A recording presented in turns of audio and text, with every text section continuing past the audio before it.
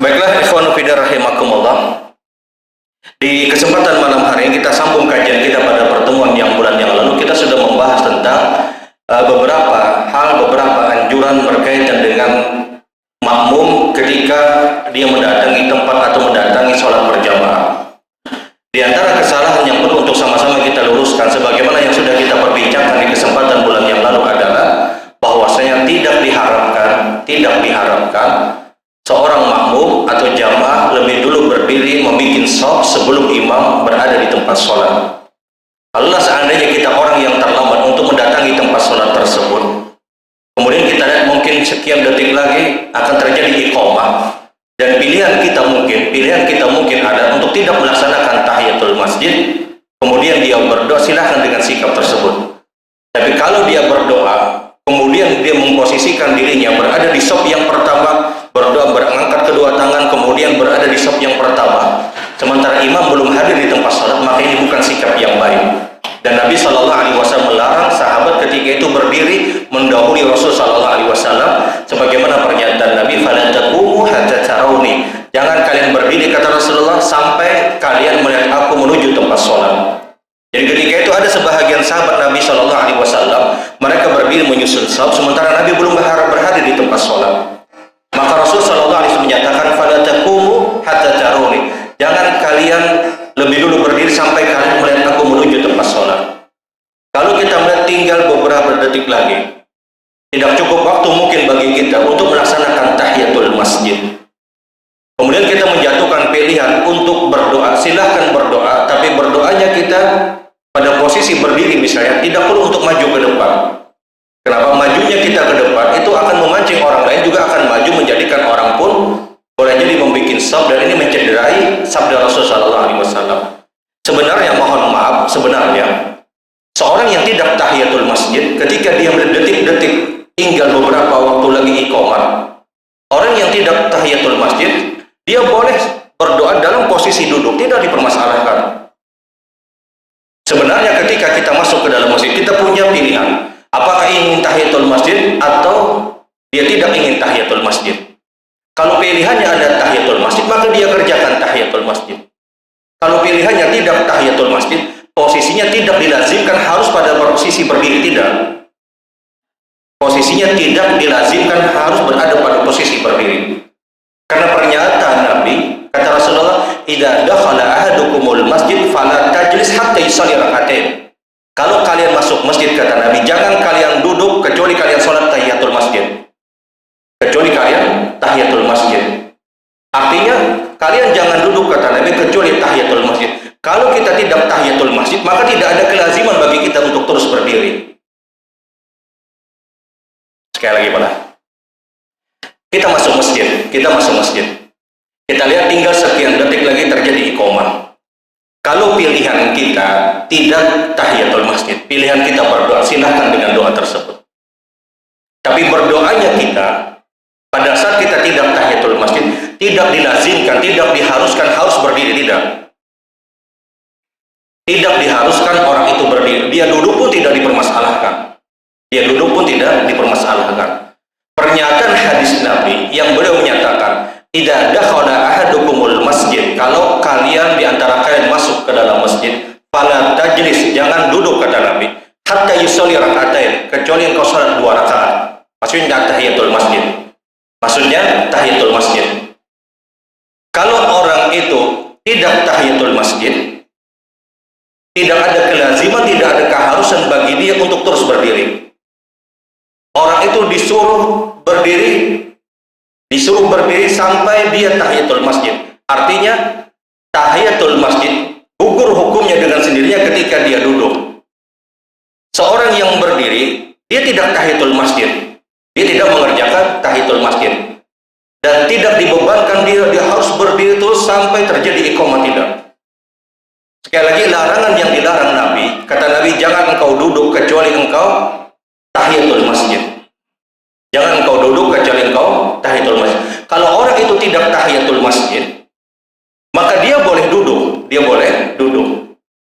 Seorang yang berdoa pada posisi berdiri, apakah hukumnya boleh? Silahkan. Tapi ketika dia melazimkan harus berdiri, melazimkan mengharuskan diharuskan dia harus berdiri karena dia tidak tahiyatul masjid, maka ini salah memahami hadis Rasul sallallahu alaihi wasallam.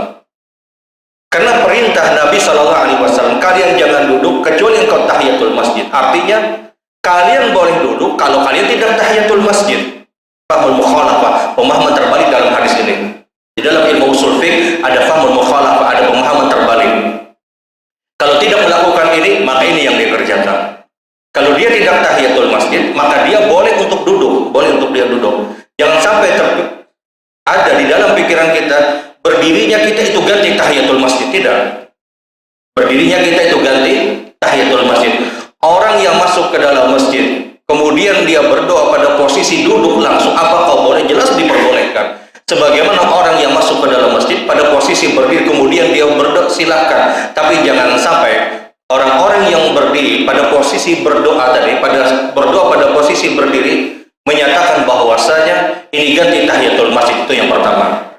Yang kedua, jangan sampai punya pemahaman bahwasanya kita dilarang duduk, sehingga posisi berdoa itu harus berdiri. Yang dilarang duduk itu yang dimaksud hadis Nabi sallallahu alaihi wasallam, jangan engkau duduk kecuali engkau sholat. Kalau kita tidak sholat tahiyatul masjid, maka tidak berlaku apa yang dinyatakan Rasul sallallahu alaihi wasallam. Jadi silahkan saja dia masuk masjid, dia duduk, silahkan. Kenapa? Karena dia berdiri, dia tidak tahiyatul masjid juga. Apa faedahnya? Kedudukan hukumnya sama, orang yang berdiri dengan orang yang duduk di dalam masjid. Masuknya dia ke masjid, kemudian dia berdiri. Kalau posisinya dia tidak tahiyatul masjid, maka status hukumnya adalah sama orang yang masuk ke dalam masjid pada posisi duduk.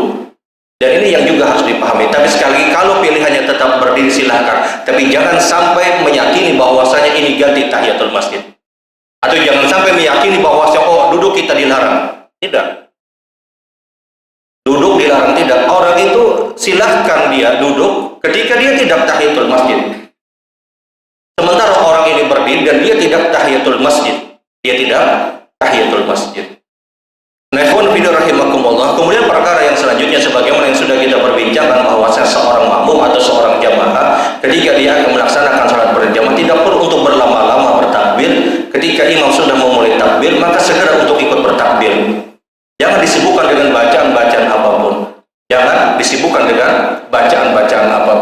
Imam sudah kalimat Allah Akbar, ya sudah kita ikuti sebagaimana sabda Rasul sallallahu alaihi wasallam, ju'ilal imamu liyutamma bihi fa idza kabbara fakabbiru. Kata Nabi sallallahu alaihi wasallam, dijadikan imam itu untuk diikuti. Kalau imam takbir, maka segeralah kalian bertakbir. Rasulullah menggunakan kalimat idza kabbara fakabbiru. Kalau imam bertakbir, fakabbiru, maka bertakbirlah kalian. Yang dimaksud adalah segera kalian bertakbir. Kata kerja bahasa Arab ketika dimulai dengan huruf fa, maka ini menunjukkan perbuatan yang segera, hampir tidak ada jeda. Segera kita lakukan. Kata Nabi, idza kabbaru fakabbiru. Kalau imam bertakbir, maka segera bertakbir. Sehingga di sini dalil bahwa tidak perlu kita berlama-lama dengan bacaan-bacaan apapun sebelum bertakbiratul ihram. Karena an-niyatu fil qalb. Yang namanya niat itu ada di dalam hati. Tidak perlu untuk dilafazkan, tidak perlu untuk diucapkan. Kemudian di antara hal yang juga dianjurkan dalam artian sunnah dari sunnah-sunnah yang berkaitan dengan seorang makmum di dalam pelaksanaan sholat berjamaah adalah kelaziman makmum, mohon maaf, keharusan makmum dan mengikuti gerakan imam yang itu berkaitan dengan rukun dari rukun-rukun sholat. Dia ikuti gerakan imam yang berkaitan dengan rukun dari rukun-rukun sholat. Kemudian yang terakhir yang dinyatakan Nabi bagi seorang makmum adalah fala tansarif hatta yaltafit. Jangan kalian beranjak dari tempat duduk kalian sampai imam menoleh ke tempat kalian, baik menghadap ke arah makmum ataupun menghadap ke sebelah kanan. Baru ketika itu kita boleh untuk beranjak dari tempat duduk. Kita mencari tempat duduk yang lain ketika kita ingin ke belakang misalnya. Kecuali dia bihajat, dia punya hajat yang sangat-sangat perlu, maka silahkan. Ini berkaitan dengan adab bagi seorang makmum. Bagian kita di kesempatan malam hari ini kita akan masuk pada beberapa hal yang harus diketahui oleh seorang imam di dalam pelaksanaan salat berjamaah.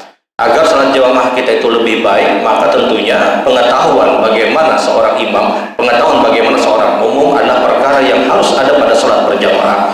Yang pertama tentunya seorang imam ketika sudah ditetapkan, ditunjuk untuk menjadi imam pada pelaksanaan salat berjamaah, maka dia harus membekali dari apa-apa yang diperintahkan Nabi Shallallahu Alaihi Wasallam bagaimana memimpin pelaksanaan sholat berjamaah. Yang paling mendasar tentunya pengetahuan tentang hal yang berkaitan dengan sujud sahwi dan sujud tilawah. Ini dua hal yang benar-benar harus dimiliki oleh seorang imam, pengetahuan dasar. Kapan dia sujud sajadah, kapan dia sujud tilawah atau sujud sahwi. Ini hal-hal yang harus ada. Sujud tilawah atau sujud sajadah adalah pengetahuan yang harus dimiliki oleh seorang imam, dan ini sunnah dari sunnah muakkad. Sujud sajadah atau sujud tilawah perkara yang disunnahkan. Siapapun dari kita melewati ayat-ayat yang ada perintah untuk sujud, maka kita sangat diperintahkan untuk sujud, sebagaimana hadis Nabi SAW. Rasul SAW beliau pernah bersabda, yaqulu syaitan, kata Nabi, syaitan itu berkata, umira ibnu adam bisujud fasajada falahul jannah wa umirtu bisujud fa abaitu falinnar. Syaitan itu berkata, kata Nabi SAW, anak-anak Adam diperintahkan untuk sujud, dan mereka sujud, dan mereka punya kesempatan dan punya peluang untuk berada di dalam surga Allah. Fa umirtu bisujud, dan aku diperintahkan untuk sujud, fa abaitu, dan aku menolak, kata syaitan, falinnar, maka aku dilemparkan dalam neraka Allah. Mayoritas ulama hadis menyatakan hadis ini bicara tentang keutamaan sujud sajadah atau sujud tilawah.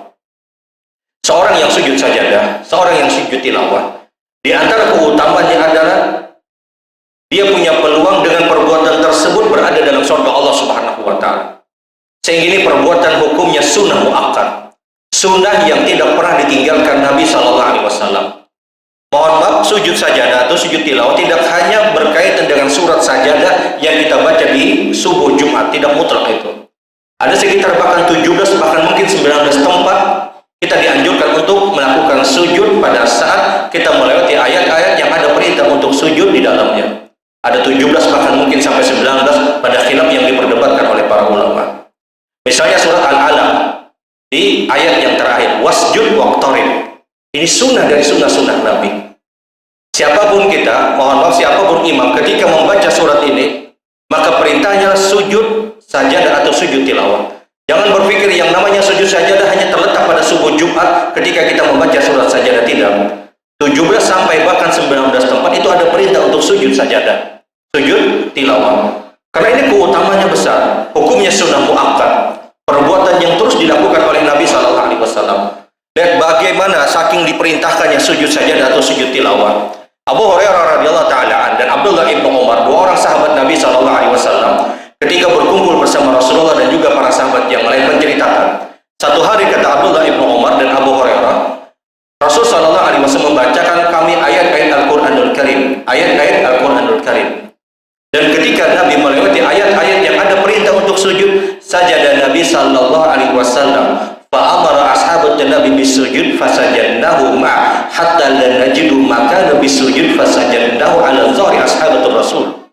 Kata Abdullah ibnu Umar dan Abu Hurairah radhiyallahu taala anhuma, ketika Nabi membacakan ayat-ayat yang ada ayat-ayat Al-Qur'anul Karim, Nabi melewati ayat yang ada perintah untuk sujud. Ini di luar sholat, di luar sholat.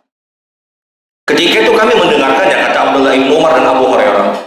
Pada saat Nabi sujud, kami pun juga diperintahkan untuk sujud. Yang mendengarkannya saja diperintahkan untuk sujud. Fasajadnahu ma', kami pun sujud bersama Rasulullah SAW. Saking banyaknya sahabat yang sujud bersama Nabi, sampai kami tidak mendapatkan lagi tempat sujud, kata Abdullah ibnu Umar dan kata Abu Hurairah. Maka akhirnya sebahagian kami pun sujud di atas punggung-punggung sahabat yang lain. Saking banyaknya sahabat yang ikut sujud, sahabat yang lain juga akhirnya tidak mendapatkan tempat, mereka sujud di atas punggung sahabat yang lain. Kenapa? Mengincar pahala, dia punya peluang untuk berada dalam surga Allah Subhanahu wa Ta'ala. Dan ini keutamaan yang besar, yang syaitan mengakui anak-anak Adam diperintahkan untuk sujud, mereka punya peluang berada dalam surga. Hadis ini sekali lagi bicara tentang keutamaan sujud tilawah atau sujud sajadah. Jadi kalau kita membaca Al-Quranul Karim, ayat yang ada perintah untuk sujud, idealnya kita sujud. Kenapa? Ini sunnah dari sunnah-sunnah Rasul Sallallahu Alaihi Wasallam. Mohon maaf, jangan sampai kita melewatkan sunnah ini. Jangan sampai pemikiran kita yang namanya sujud sajadah hanya terletak di subuh Jumat selesai. Kapanpun kita membaca ayat yang ada perintah untuk sujud, kita disunahkan untuk sujud. Kalau kita di luar dari sholat, maka silahkan kita baca, kemudian kita juga sujud. Kita sujud sebagaimana yang diperintahkan. Dan itu perintah Nabi Shallallahu Alaihi Wasallam. Bagaimana caranya sujud tilawah atau sujud sajadah di dalam sholat kita? Ketika seseorang itu melewati ayat yang ada perintah untuk sujud, ketika dia melewati ayat yang ada perintah untuk sujud, maka dia sujud dengan mengucapkan kalimat Allahu Akbar. Sujud, dia ucapkan kalimat Allahu Akbar, kemudian dia sujud. Di sini kemudian disunahkan untuk membaca kalimat sajada wajhal ladzi khalaqahu wa sawwara wa syaqqa sam'ahu. Sajada wajhal ladzi khalaqahu wa sawwara wa syaqqa sam'ahu bihauli tabarakallahu ahsanul khaliqin. Dia bisa membaca zikir tersebut. Dia bisa membaca zikir sujud tilawah sajada wajhal ladzi khalaqahu wa sawwara wa syaqqa sam'ahu wa basarahu bihauli wa quwwati tabarakallahu ahsanul khaliqin. Dia bisa membaca zikir tersebut. Kalau dia bukan orang yang mampu menghafal zikir tadi, maka dia cukup untuk berdiam, kata sebagian pendapat para ulama. Cukup dia berdiam. Intinya dia melakukan gerakan sujud.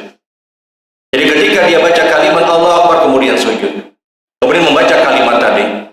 Setelah selesai membaca kalimat tadi, atau dia tidak membaca apapun, hanya mungkin melakukan gerakannya saja, maka bangunlah seorang imam kemudian dengan mengucapkan kalimat Allah Akbar. Bangunnya imam dari tempat sujud ketika itu yang disunnahkan, tidak perlu jilsatul istirahat, tidak perlu untuk duduk istirahat dulu kemudian baru berdiri. Kalau dia memungkinkan, dia langsung berdiri kalau memungkinkan. Tapi ketika berat, kondisi yang berat, kondisi yang sulit, maka silahkan duduk. Tapi bicara mana yang lebih afdal, bicara yang lebih afdal, dia langsung berdiri. Ingat, sujud sajadah, sujud tilawah itu berbeda dengan sujud bangunnya kita sujud untuk memasuki pada rakaat berikutnya. Masuk kepada rakaat berikutnya, kita disunahkan jilsatul istirahat, duduk dulu sebentar, baru kita berdiri. Itu masuk pada rakaat berikutnya.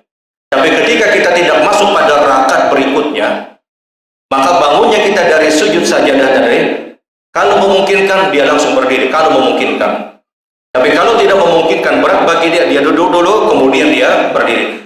Tapi bicara mana yang lebih afdal, dia langsung berdiri. Kalau ini berkaitan dengan sujud tilawah ataupun sujud sajadah, sebagaimana pernyataan Abdullah bin Abbas radhiyallahu taala anhuma. Tapi kalau kita bangun masuk dari sujud kita, masuk kepada rakaat berikutnya, maka yang lebih afdal duduk dulu sebentar, kemudian baru kita berdiri. Nah, bangunnya kita pada saat bangun dari sujud tadi, setelah kita mengucapkan kalimat Allah Akbar kemudian berdiri. Maka di sini imam punya pilihan setelah itu. Pertama, dia boleh kemudian membaca surat yang lain. Kalau misalnya itu berada di akhir surat, atau misalnya surat Al-Alaq, wasjud waqtarib, selesai ayatnya, selesai suratnya, maka dia punya pilihan. Pertama, dia bisa mengambil surat yang lain.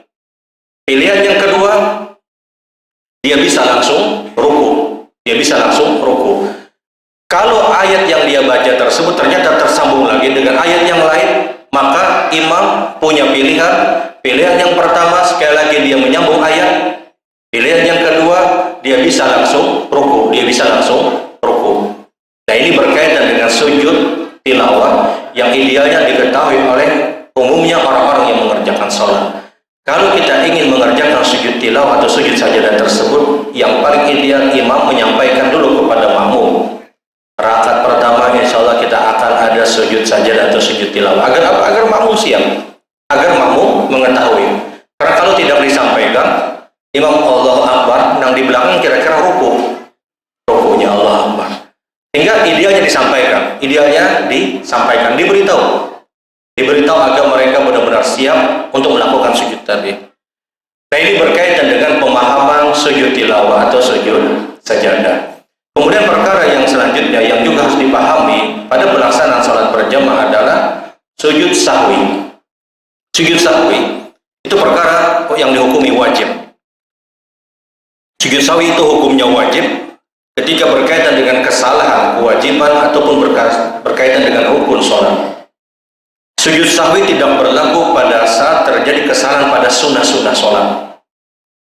Sunnah salat itu ditinggalkan dengan sengaja, tidak dipermasalahkan. Tapi rukun atau kewajiban sholat ditinggalkan dengan sengaja menjadikan batalnya sholat orang tadi. Kewajiban sholat ditinggalkan dengan tidak sengaja mengharuskan orang itu mengerjakan sujud sahwi. Rukun sholat ditinggalkan dengan tidak sengaja menjadikan orang itu mengganti rakaat yang baru kemudian dia mengerjakan sujud sahwi sebelum salam. Di antara misalnya kewajiban sholat, taruhlah misalnya kita tidak sholat berjamaah, sholat sendiri. Sujud sahwi itu berlaku baik sholat sunnah ataupun sholat wajib.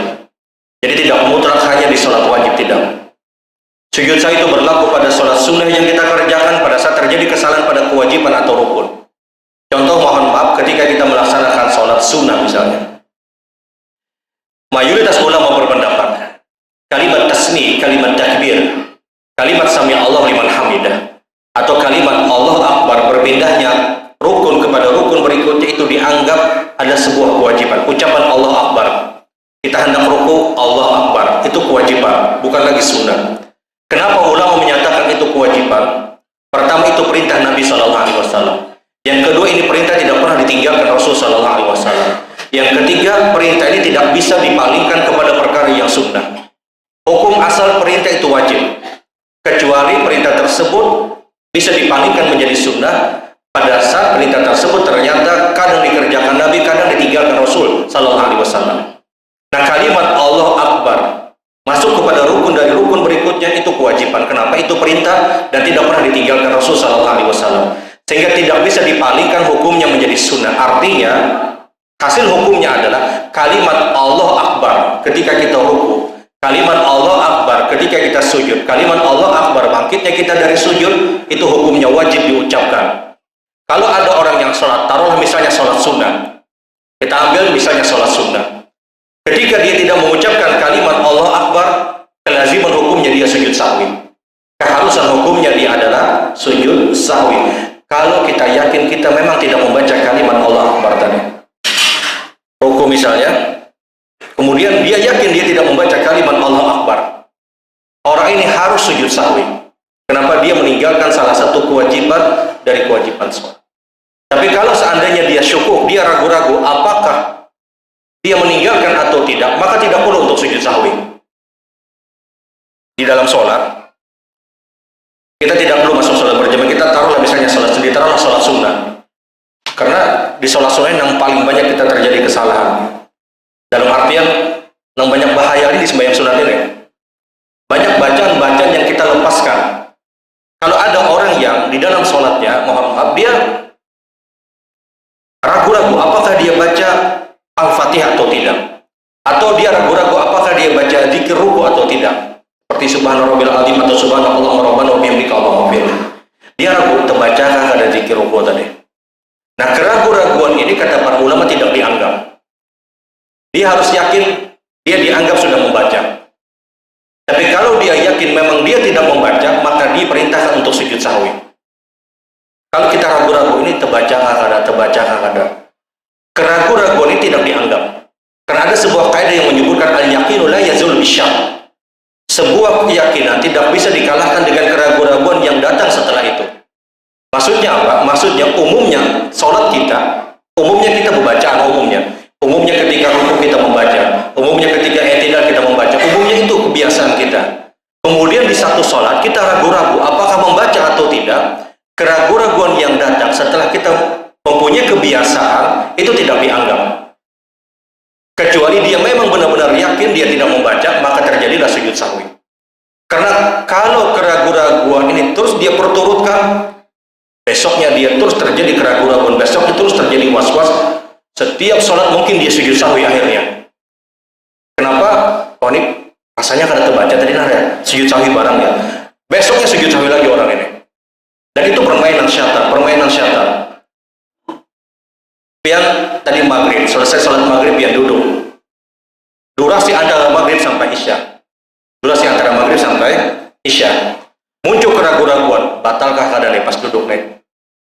Keraguan-raguan ini tidak dianggap. Kenapa? Karena asalnya pian sudah dalam keadaan berwudu, dalam keadaan suci. Buktinya apa? Pian sholat maghrib. Selesai sholat maghrib, pian sholat sunnah. Selesai sholat sunnah, pian duduk hadir pada majelis ilmu. Kemudian setelah itu muncul keraguan-raguan, batalkah kada. Keraguan-raguan ini tidak dianggap. Kenapa? Asalnya pian berada pada sebuah keyakinan. Kecuali hendak berwudu ya ada masalah. Kita bicara apakah ini membatalkan atau tidak. Sama ketika kita sholat, kita biasa baca Al-Fatihah.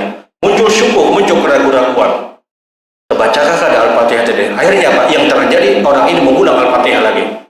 Dia ulang lagi Al-Fatihah. daripada ragu-ragu Al-Fatihah barang lagi. Nah, itu masuk pada jebakan syaitan. Kenapa? Itu was-was. Besoknya akan terjadi lagi was-was ini. Kita ini sudah selesai Al-Fatihah, kemudian berpikir lagi, baca kadang Al-Fatihah saja. Daripada ragu-ragu baca barangnya. Itu sudah masuk jebakan syaitan. Karena kaidah menyebutkan al-yaqinu la yazulu bisyak. Sebuah keyakinan tidak bisa diruntuhkan dengan sebuah keraguan-raguan. Keyakinan apa? Kita biasa baca Al-Fatihah, kemudian tahu-tahu muncul keraguan-raguan terbaca atau tidak. Ini tidak dianggap. Kecuali kita yakin memang benar-benar kita tidak membaca zikir ruku misalnya, kelazimannya dia sujud sahwi. Subhanallah wa bihamdihi asyhadu an la ilaha illa anta astaghfiruka wa atubu ilaik. Assalamualaikum warahmatullahi wabarakatuh.